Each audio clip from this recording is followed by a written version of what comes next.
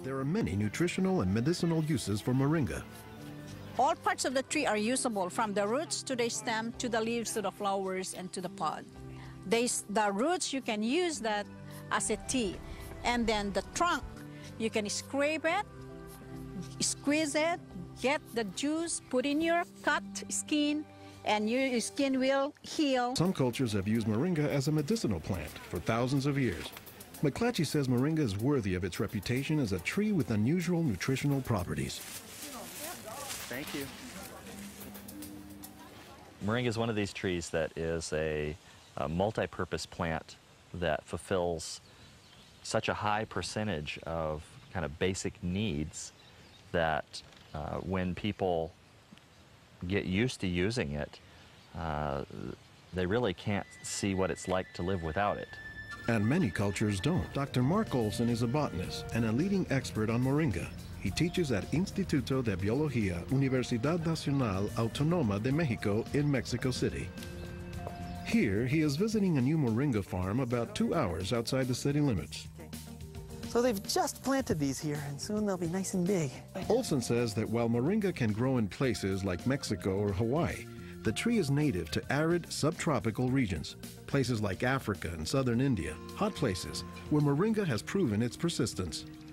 And this is a plant that really does do extraordinarily well in some of the most difficult areas, in areas that are very hot, areas that are very dry, areas where other things are very difficult to cultivate. Some of the things I think are most exciting about moringa is, for example, the high vitamin content. There's a lot of vitamin A in the leaves, and worldwide that's a problem. A lot of people have problems in development of their eyes because they don't have enough vitamin A. We are having an epidemic of cancer and cardiovascular diseases and many other chronic diseases.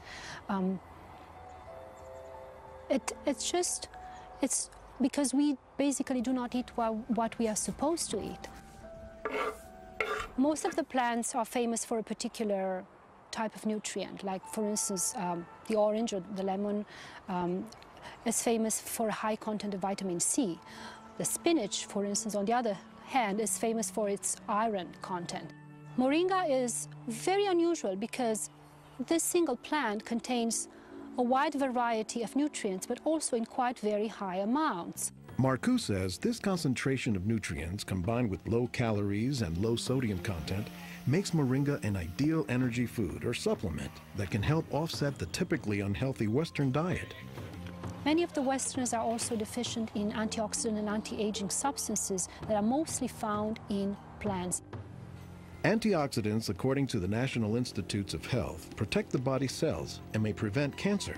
And Marcoux says moringa is a treasure trove of antioxidants that happen to work hand in hand. Antioxidant substances and antioxidant vitamins work together in the body. For instance, it's known that selenium works better in the presence of vitamin E.